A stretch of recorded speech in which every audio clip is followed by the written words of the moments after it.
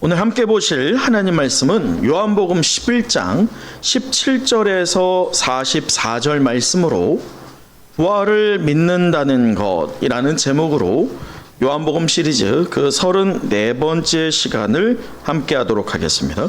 여러분, 로마 제국의 어떤 박해가 기독교에 굉장히 많았을 때가 있어요. 바로 초대교회 시절이죠. 그렇게 초대교회가 박해를 받을 때 지상에 있던 교회들이 지하로 다 숨어들었습니다. 그 지하라고 하면 무덤이었어요. 그 무덤을 카타콤이라고 합니다. 그런데 그 카타콤에 내려가서 이들이 예배를 드리며 또한 그곳에서 죽을 때까지 있었어요. 죽을 때까지 그 카타콤에 들어간 공동체는 예배를 드리며 하나님을 향한 믿음, 예수가 그리스도라고 하는 그 믿음을 지켜갔어요. 또 그곳에서 죽었습니다. 또 그 카타콤 안에는 그렇게 죽은 사람들을 장사 지내고 안치하는 곳이 또 따로 있었다고 합니다. 겉으로 보기에는 그래서 그 카타콤 안에 무엇이 있겠어요? 뼈들이 있겠죠. 왜냐하면 이스라엘의 장례 문화는 노출되어 있거든요. 그 시신들이요. 당연히 뼈들이 이렇게 보일 거예요. 그 뼈들을 보자면 그 무덤이라고 하는 카타콤은 당연히 죽음이 있고 어둠이 있고 슬픔이 가득한 것처럼 보여집니다. 그러나 놀라운 사실이 있어요. 그 카타콤의 벽에는 절망의 그림이 아니라 희망의 그림들이 새겨져 있었기 때문입니다. 어떤 벽에는, 우리 화면을 한번 보시면 그 벽에는 물고기 그림이 하나가 그려져 있어요.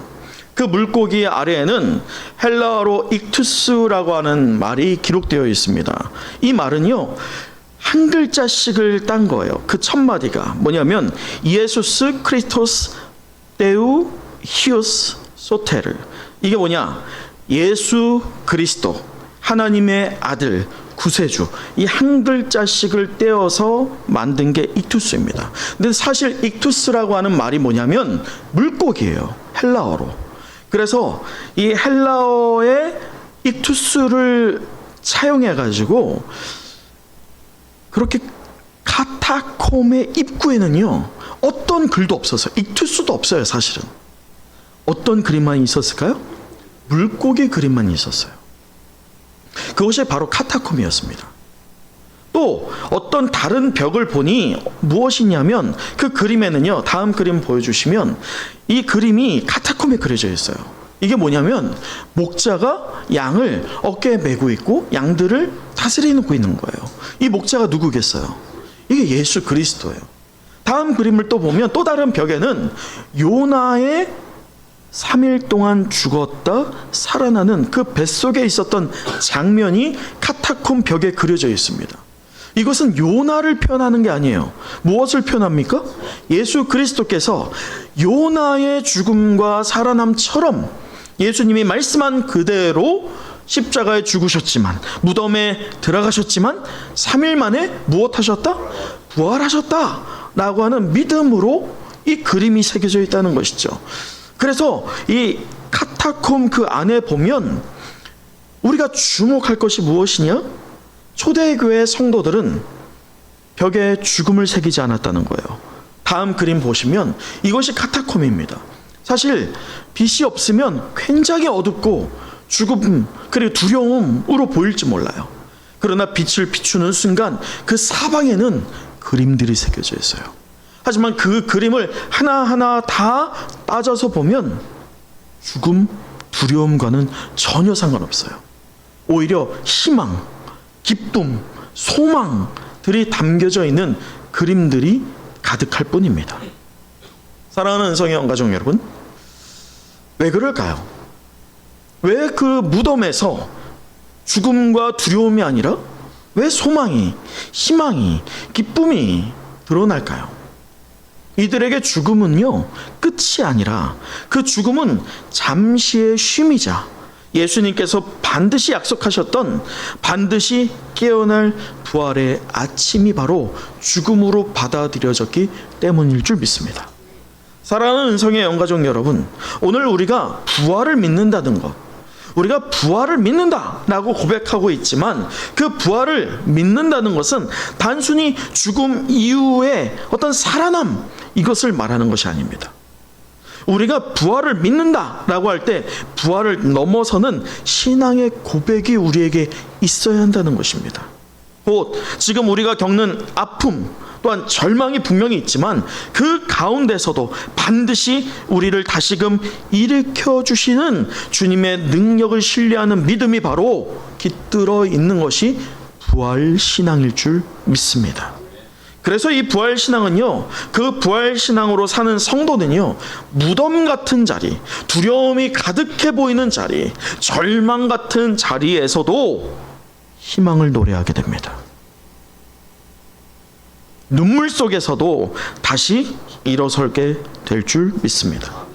저는 이 자리에 여러분 모두가요, 초대교회 그 성도들처럼 현실적으로는 죽음이 엄습해 오고 현실적으로는 어두컴컴한 그 무덤에 살다가 죽어 나가고 있지만 그런 상황이 우리가 마주하고 있는 현실일 수도 있지만 그들이 그 부활신앙을 붙잡고 소망과 희망의 노래를 했던 것처럼 우리가 동일한 부활신앙으로 고백하는 삶을 드러내며 믿음의 증인의 삶을 사는 저와 여러분, 우리 은성의 모든 영가족 되기를 간절히 축복합니다.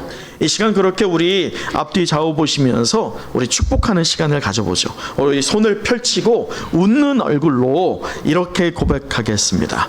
부활신앙을 소유하세요. 부활신앙을 소유하세요. 주님이 함께 하십니다. 주님이 책임져 주십니다. 할렐루야. 아멘. 사랑하는 성도 여러분, 우리가 지난주에 이어서 하나의 사건을 보고 있죠. 바로 그 세 가족의 일입니다. 나사로의 죽음이에요. 근데 이 복음서를 보면 약 30여 개의 예수님의 이적들이 기록되어 있어요. 그런데 요한복음을 보면 특이하게도 이 요한복음 21장 25절 마지막 구절이에요. 그 마지막 구절에 뭐라고 되어 있냐면 예수께서 행하신 일이 이 외에도 많으니 만일 낱낱이 기록한다면 이 세상에서라도 이 책에 기록된 이 기록된 책을 2개 부족하다. 다시 말해서 이 말이 뭐냐? 예수님의 이적들, 기적들을 기록하기에는 이 책의 분량이 너무나도 많다, 이 얘기예요. 그래서 요한 사도는 몇 개만 추락했습니까? 7개만 기록한 거예요. 또 요한복음의 20장 30절을 보면 이렇게 기록되어 있어요. 예수께서 제자들 앞에서 이 책에 기록되지 아니한 다른 표적도 많이 행했다라고 말이죠. 그래서 이것들을 우리가 종합해 보면 성경에 기록된 기적들도 있지만 예수님께서 그 제자들 앞에서 성경에 기록되지 않은 기적들을 행한 일들이 훨씬 많다라는 것을 우리가 당연히 유추할 수가 있습니다. 이때 그 수많은 이적들이 있지만 그 가운데에서 하나 최고를 뽑으라고 한다면 그것이 무엇이냐? 바로 오늘 마지막 7번째 표적인 죽은 자를 살리는 일이었다는 것이죠. 물론 성경을 보면요, 죽은 자를 살린 일이 있어요, 없어요? 있어요. 엘리사와 엘리야도 살린 바가 있습니다.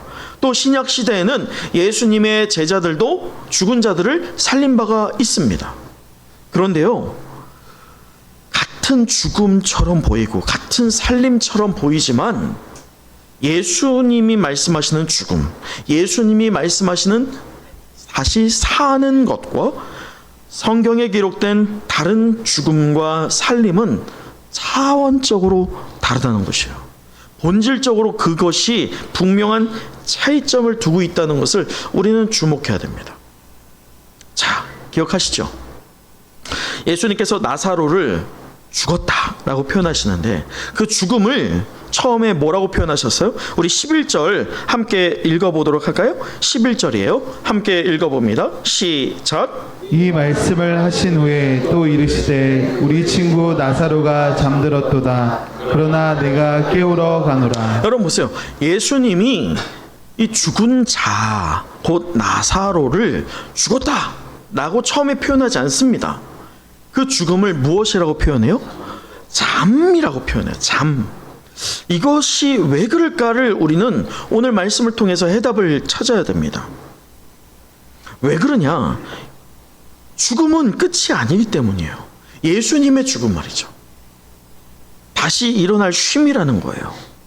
그래서 초대교회 성도들이 그 카타콤 속에서 부활의 그림을 새기고 또한 소망을 노래한 것도 바로 이 믿음 때문입니다. 여기에는 아주 중요한 차이점이 있어요. 죽음은요, 이 아담의 범죄 이후에 인류를 괴롭혀왔던 그 사탄의 가장 강력한 무기입니다. 죽음이 두렵지 않은 사람은 아무도 없습니다. 심지어 예수님도 죽음을 두려워하셨어요. 여러분 중에 죽음이 두렵지 않은 분이 계십니까? 저는 최소한 죽음이 두렵습니다. 그런데 문제는 사탄은 이 사망을 통해서 인류 안에서 왕노릇을 했어요. 그 죽음이라고 하는 것, 절망이라는 것, 두려움이라는 것을 사용해서 말이죠. 그런데 오늘 예수 그리스도께서 나사로의 죽음에서 살리는 이 사건을 시작으로 죽음을 정복하셨습니다.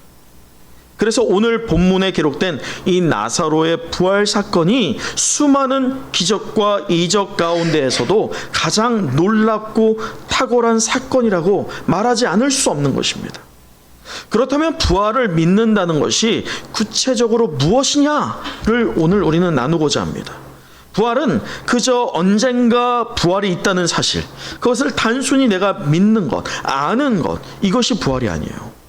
우리는 한 단계 더 나아가야 됩니다.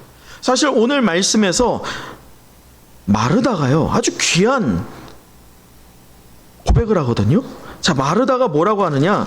이 11장 24절 보세요. 우리 24절 함께 읽어보도록 할까요? 24절 시작. 마르다가 이르되 마지막 날 부활 때에는 다시 살아날 줄을 내가 아나이다. 여러분, 여기서 오해하면 안 될 것이 마르다의 지금 부활이 예수님이 말씀하시는 부활과 일맥상통하느냐, 같은 의미냐? 아니라는 거예요. 오늘 24절에 마르다가 믿고 있는 부활의 개념은 유대인들이 믿고 있는 부활의 개념이자 오늘 수많은 그리스도인들이 믿고 있는 부활의 개념이에요. 그래서 말씀을 오늘 너무나도 중요한 것은 오늘 이 말씀을 통해서 이 부활이 그냥 마지막 언젠가 부활하겠지, 그럼 막연한 소망, 그리고 부활에 대한 확신은 분명히 있는 거죠. 내가 부활할 거야 라고 하는 부활 말이죠. 근데 예수님의 그 부활의 차원은 언제부터입니까? 예수 그리스도를 믿는 바로 그 순간부터다 라고 하는 것을 예수님께서 증명하고 계시다는 거예요. 그래서 오늘 저는 이 본문의 말씀을 통해서 부활을 믿는다는 것이 과연 오늘을 살아가고 있는 그리스도인, 바로 저와 여러분이죠. 우리에게 과연 어떤 의미가 되는지 세 가지로 나눠서 함께 나눠보고자 합니다. 먼저는 우리 화면을 보시면 이 부활을 믿는다는 것이 무엇이냐? 부활을 믿는다는 것은 무엇이에요? 하나님의 때를 신뢰하는 것입니다. 하나님의 때를 신뢰한다 라고 하는 이것, 6절 한번 보도록 할까요? 우리 6절이에요. 함께 읽어보죠. 시작. 나사로가 병들었다 함을 들으시고 그 계시던 곳에 이틀을 더 유하시고. 여러분 기억하시죠? 예수님께서 병들었다는 소식을 들었어요. 그러나 이 병이 어떤 병이라는 것을 예수님이 아셨어요? 죽을 병이다 라는 것을 예수님이 아셨어요. 얼마나 급하면, 얼마나 다급하면, 얼마나 긴급하면 절체절명의 순간이 다가오고 있기 때문에 이 마르다와 마리아가 사람을 보내서 예수님을 불러오지 않습니까? 그러나 예수님은 오히려 어떻게 하세요? 이틀을 더 유하세요. 그래서 우리가 지난주에 말씀에 나눈 것처럼 이해가 되지 않는다. 왜 이러셨을까? 이 결정적인 타이밍이 중요하잖아요. 이 타이밍에 기막히게 예수님이 등장하고 또 그 나사로의 병을 고친다면 얼마나 좋겠어요. 그러나 예수님은 이틀을 유하십니다. 그리고 이틀 후에 결국 가시게 되죠. 그럴 때 마르다가 뭐라고 하느냐? 우리 21절 원망 섞인 목소리로 말합니다. 우리 21절 읽어보도록 하죠. 시작. 마르다가 예수께 여짜오되 주께서 여기 계셨더라면 내 오라버니가 죽지 아니하였겠나이다. 그럼 당연한 말 아니에요? 예수님, 사람을 언제 보내는데 이제 오세요. 빨리 오셨어야죠. 지금 이미 늦었어요. 라고 말씀하는 거예요. 말하고 있는 거예요. 그러나 예수님은요, 의도적으로 기다리신 거예요. 그러면서 뭐라고 해요? 4절에 우리가 예수님이 말씀하셨죠. 이 병은 죽을 병이 아니라 무엇입니까? 하나님의 영광을 위함이다 라고 말했어요. 여기서 우리는 중요한 영적인 원리를 우리가 나눈 바가 있습니다. 예수님이 선택하신 지체, 예수님이 선택하신 이 지연, 인간의 절망을 넘어서 하나님의 영광을 드러내기 위한 하나님의 때였던 거예요. 마르다와 마리아의 입장에선 지금 당장이지만 예수님은 지연시켰어요. 그리고 하나님의 영광을 드러내기 위한 하나님의 때라고 하는 것을 말씀하시는 겁니다. 여러분, 이것이 좀 어려운 말로 카이로스라고 해요. 하나님의 때가 카이로스예요. 헬라어로 말이죠. 그리고 오늘 우리가 살아가고 있는 시간이 무엇이냐? 헬라어로는 크로노스라고 합니다. 그래서 우리는 분명히 알아야 돼요. 크로노스의 시간을 살고 있지만 우리는 무슨 시간을 봐야 되느냐? 카이로스의 시간을 봐야 돼요. 그것이 바로 부활신앙을 가진 성도의 믿음의 반응입니다. 곧 하나님이 정하신 시간이 있어요. 즉 구원의 성취처럼 특별한 의미와 기회가 있는 질적인 시간이죠. 이것은 인간의 시간의 개념과는 달리 하나님의 목적, 하나님의 계획이 이루어지는 결정적인 순간을 의미합니다. 그러기에 이 그리스도인들은 이 시간의 도래를 믿음으로 기다리는 거예요. 분명히 예수님이 말씀하신 그 말씀 말이죠. 그래서요, 우리는 어떤 시간표를 가져야 되느냐? 하나님의 시간표를 가져야 할 줄 믿습니다. 우리의 시간표는요, 조급해요. 지금 당장 이루어질 거야. 그렇게 조급해요. 그러나 하나님의 시간표가 느릴 수 있어요. 더딜 수 있어요. 하지만 우리가 간구하고 있는 그 기도의 분량보다도 훨씬 더 큰 분량을 주님께서 우리에게 허락하실 것을 믿습니다. 여러분, 씨앗이 심어질 때요, 땅 속에 묻혀야지 돼요. 땅 위에 뿌려진 씨앗이요, 살기가 어려워요. 약간이라도 덮어줘야 돼요. 흙 속에 들어가야 돼요. 어둠 속에 있어야 돼요. 그러나 그 씨앗이 그 어둠 속에서 며칠을 기다린 이후에 드디어 무엇이 나옵니까? 싹이 나와요. 우리의 믿음도 그렇습니다. 우리의 기도의 응답도 그렇습니다.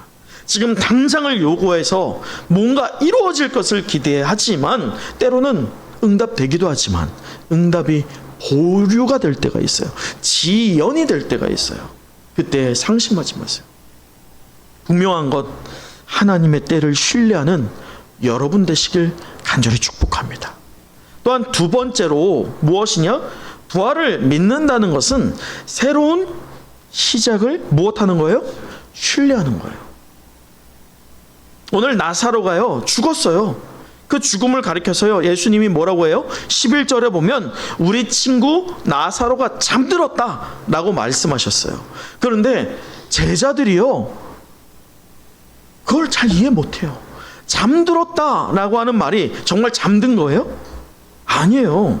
죽은 거예요. 그래서 이해하지 못하고 알아듣지 못하는 제자들을 향해서요, 예수님이 뭐라고 합니까? 14절에 예수님이 재차 해석해 주십니다. 잠들었다, 이것이 무엇입니까? 나사로가 죽었다 라고 말하는 거예요. 그리고 늦으신 예수님을 원망하고 있는 마르다를 향하여서요, 예수님이 뭐라고 하시느냐? 23절, 내 오라비가 다시 살아나리라 라고 말씀하십니다. 그럴 때 앞서 우리가 나눈 것처럼 마르다가요 아주 귀한 응답을 하죠. 다시 24절 읽어보도록 할까요? 시작. 마르다가 이르되 마지막 날 부활 때에는 다시 살아날 줄을 내가 아나이다. 여러분, 이 신앙은 유대인의 신앙이고 우리가 멈춰 서 있는 부활의 개념이에요. 죽은 다음에 언젠가 살아날 거야. 막연한 믿음이에요. 그런데요, 그렇게 따지면 부활이 오늘을 살아가고 있는 성도에게 과연 큰 의미가 있습니까?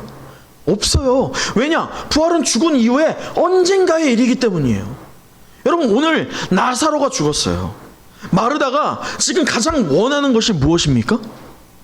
나사로가 살아난 건 거예요. 근데 지금 나사로가 살아날 것을 기대하고 있는 마르다입니까? 아니에요. 주님, 우린 믿어요. 언젠가 나사로 살아날 거예요. 그 얘기는 뭐예요? 이미 끝났다. 세상의 개념과 다를 바가 없어요. 여러분, 우리의 부활은 어떻습니까? 분명히 우리 부활할 걸 믿습니다. 아멘? 근데 문제는 부활이 분명한 것이 죽음 이후에 있을 언젠가의 일이에요. 예수님이 오실 때 우리 부활할 거야. 우리 그 믿음을 갖고 있어요. 그러나 그 믿음은 건강한 부활신앙이 아니에요. 오늘 마르다가 그럴듯한 대답을 하고 있지만 예수님이 뭐라고 하십니까? 우리 25절, 26절 함께 읽어보도록 하죠. 시작. 예수께서 이르시되 나는 부활이요 생명이니 나를 믿는 자는 죽어도 살겠고 무릇 살아서 나를 믿는 자는 영원히 죽지 아니하리니. 여러분, 이 개념이 무엇이냐? 유대인의 개념, 또 오늘 우리가 갖고 있는 그 부활의 개념에서는 부활이라고 한다는 것은 무엇이 가정된 거예요? 죽음이에요. 근데 예수님이 뭐라고 하십니까? 나는 부활이요 생명이요. 예수님의 개념에서 예수님이 오늘 우리에게 요청하시는 부활신앙의 근원은 생명에서 시작이에요. 죽음에서 시작이 아니라는 거예요. 언젠가 부활할 거야. 막연한 신앙이 부활신앙이 아니라는 거예요. 그 막연한 신앙, 그 막연한 부활을 갖고 있는 성도는요, 여전히 그래서 두려워요. 그래서 흔들려요. 그래서 넘어져요. 여러분, 지난 주 중에 한 가지 사건이 있었어요. 제가 숭실대 기독교학과에서 상담학으로 석사를 땄는데요.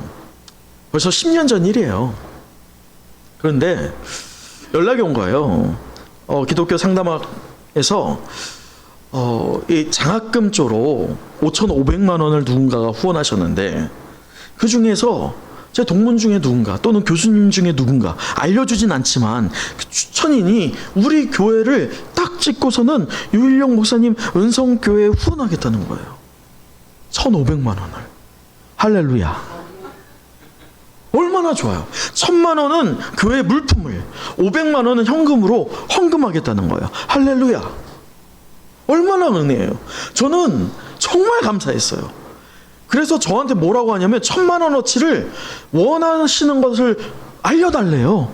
그래서요, 제가 너무 기뻐서 목요일 날 우리 신디도 필요하고요, 음향 뭐도 필요하고요, 컴퓨터도 필요하고요, 카메라 자꾸 핀이 나가는데 카메라도 필요해요. 그래서 1,000만 원, 의자도 바꿔야 될 것 같고요, 간판도 바꿔야 될 것 같아요. 이렇게 다 했더니 1,000만 원이 딱 되는 거예요.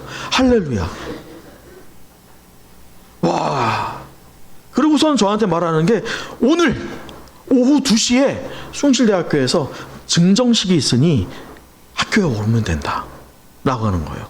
그 1,000만 원 물품이 다 준비됐고 500만 원도 현장에서 주면서 기념사진을 찍을 것이다. 그러니 잘 차려입고 기쁜 마음으로 오십시오 라고 하는 거예요. 너무 감사한 거예요. 근데 금요일이 됐는데 물건이 벌써 준비가 됐어. 그래서 대단하다. 내가 알고 있는 숭실대가 이렇게 빠르지 않은데 요즘에 좀 달라졌구나 라고 했는데 갑자기 요구하는 게 무엇이냐, 이게 조금 문제가 생겼다는 거예요. 그래서 물건을 구입을 지금 다 했는데 대금 지불에서 문제가 생겼다. 그러니 은성교회에서 목사님이 먼저 700만 원을 결제를 해주시면 주일 오후에 오면 얼마를 통째로 주겠다? 1,500만 원을 다 줄게요. 그때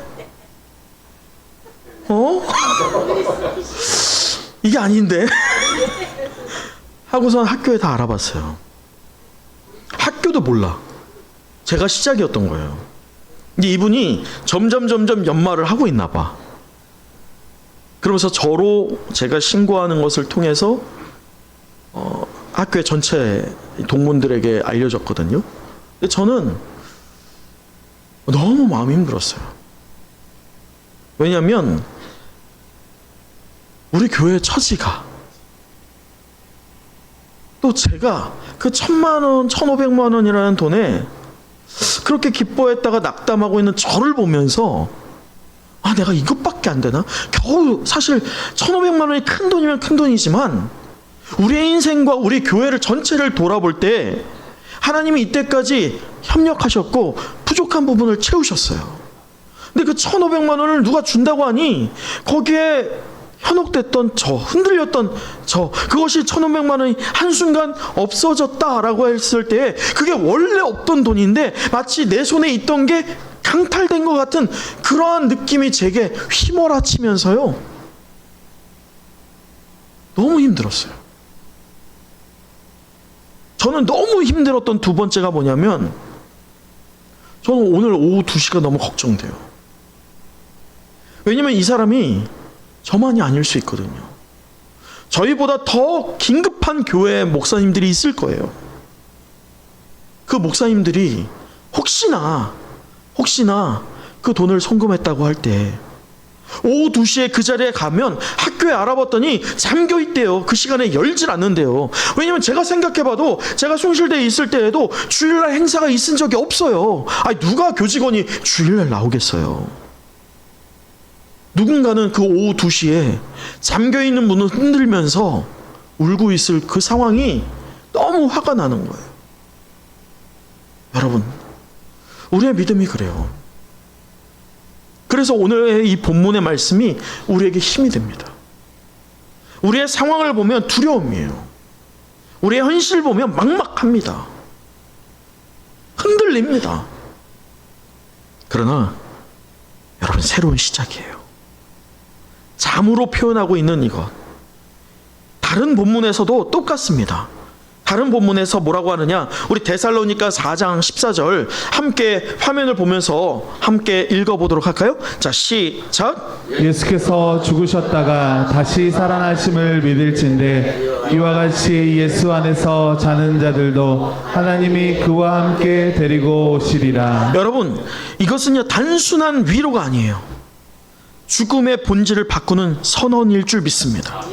또한 고린도전서 15장 51절도 함께 읽어보도록 하죠. 시작. 보라, 내가 너희에게 비밀을 말하노니 우리가 다 잠잘 것이 아니요 마지막 나팔에 순식간에 다 변화하리니.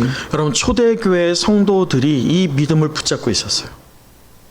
로마의 박해 속에서도 카타콤의 벽에다가 물고기와 포도나무와 선한 목자의 그림과 함께 부활의 상징들을 가득히 새겨놓았던 그 믿음이 바로 이 때문입니다. 그들의 무덤 속에서 노래했어요. 소망의 노래 말이죠.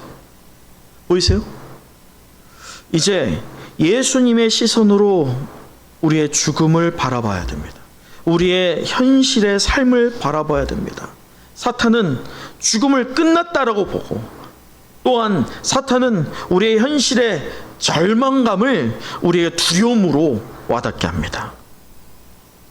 그러나 부활신앙을 소유한 성도는요, 저와 여러분은 그 죽음을 영원한 단절이 아니라 잠시의 쉼으로, 또한 그 부활신앙을 가진 성도는 오늘 이 시간부터, 내가 예수를 그리스도라고 믿는 그 순간부터 나는 이미 부활을 하였다.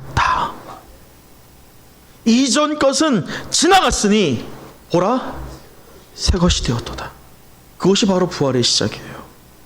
그래서 부활신앙은 죽음에서 시작되잖아요. 생명이 있는 이 순간부터, 이 자리에서부터 새로이 시작되는 것일 줄 믿습니다. 저는 우리 은성의 모든 영가족들은 여러분이 그 부활의 신앙, 그것을 새롭게 시작이라고 신뢰하는 여러분 되시길 간절히 축복합니다. 마지막 세 번째, 부활을 믿는다는 것은 소망을 무엇하는 거예요? 선포하는 거예요. 소망은 선포가 되어야 돼요. 나사로가 부활 이 무덤에 있은 지 며칠이 됐어요? 우리 39절 보시죠. 39절 함께 읽어보도록 할게요. 시작. 예수께서 이르시되 돌을 옮겨 놓으라 하시니 그 죽은 자의 누이 마르다가 이르되 주여 죽은 지가 나흘이 되었음에 벌써 냄새가 나나이다. 여러분, 사실 유대인들의 이 전승에 따르면요, 유대인들도 이 성경에 박식하다라고 하지만 성경에 없는 것들을 많이 차용했어요. 마치 가톨릭이 그런 것처럼 말이죠. 그 중에 하나가 뭐냐, 사람이 죽으면 그 영혼이 3일 동안은 그 주변에 있다는 거예요. 여러분, 우리나라의 정서와 비슷하잖아요. 유대인들이 그러한 믿음을 갖고 있어요. 가톨릭도 비슷한 믿음을 갖고 있습니다. 그러나 우리는 그 믿음이 아니에요. 사람은 죽으면 그 영혼이 즉시로 죽는 그 순간에 연옥이라고 하는 중간 상태가 아니라 어디를 가요? 천국 아니면 지옥이에요. 둘밖에 없을 줄 믿습니다. 여러분, 그런데 오늘 이 유대인의 신앙으로는 뭐냐, 3일 동안 그 영혼이 주변에 있다는 거예요. 그 얘기는 3일 동안 그가 어떻게 될 가능성이 있다? 살아날 가능성이 있다라고 여겼다는 거예요. 그리고 나흘째, 4일째가 되는 그 순간은 이제 그는 어떻게 되는 거예요? 완전히 끝났다, 죽었다라고 여기는 것이 유대인의 장례 문화입니다. 그래서 3일 동안 우리나라 장례하고 비슷해요. 여러분, 사실 장례 동안 여자들, 남자들 상주 가는 게 있고 여자들이 또 하는 게 있어요. 여러분, 여자들이 하는 일들이 뭡니까? 그거 잘 아세요? 상 차리는 거 아니에요. 여자들이 하는 일들이 있어요. 유대인도 똑같습니다. 곡하는 거예요. 오늘 마리아와 마르다가 그렇게 하고 있어요. 3일 동안 곡하는 거예요. 에고 에고 하면서 눈물을 흘리고 곡하는 거예요. 그게 유대인의 법규 안에서 또 우리의 제사 문화에서도 비등하죠. 3일 동안 곡하는 거예요. 그리고 3일 끝나면 이제 어떻게 합니까? 장지로 가잖아요. 그래서 3일 동안 우리도 그렇게 장례 문화가 갖고 있는 게 기독교 문화가 아니에요. 오늘 비등합니다. 예수님이 지체하시고 유보하신 게 무엇이냐? 그 가능성.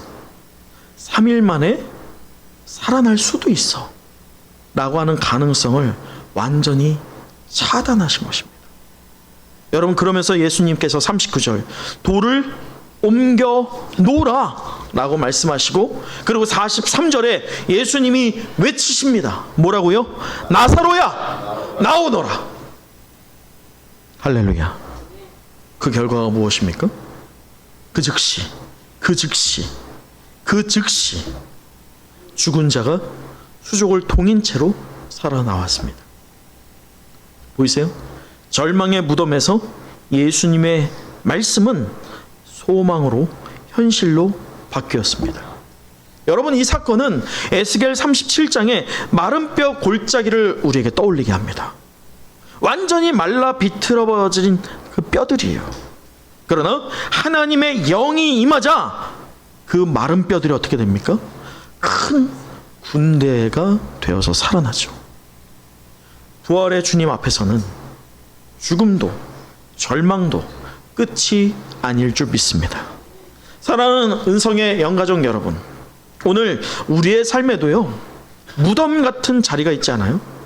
여러분의 가정, 여러분의 직장, 혹은 마음의 절망의 상태 말이죠. 그러나 부활신앙은 그 자리에서 소망을 선포합니다. 부활신앙은 절망을 뚫고 보이지 않는 하나님의 약속을 현재에 실제로 붙드는 믿음일 줄 믿습니다. 아멘, 아멘. 여러분, 히브리서 11장 1절에 뭐라고 되어 있어요? 믿음은 바라는 것들의 실상이요 보이지 않는 것들의 증거다. 할렐루야. 이것을 도전하여서 주님께서 다시 나를 일으켜 세우실 것을 믿습니다. 우리의 가정을 일으켜 세우실 것을 믿습니다. 죽은 것 같은 내 가정도, 교회도, 인생도 부활의 능력으로 살아나게 될 것을 믿습니다. 그 소망을 선포하는 우리 모두가 되기를 간절히 축복합니다. 말씀을 마칩니다.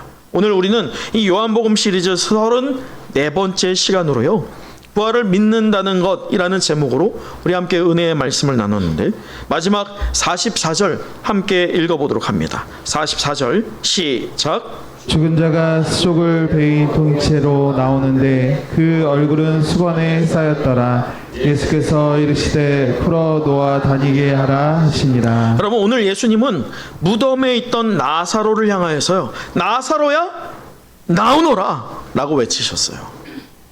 이 한마디 말씀은 단순히 죽어있던 한 사람을 무덤 밖으로 불러내신 사건이 아니에요.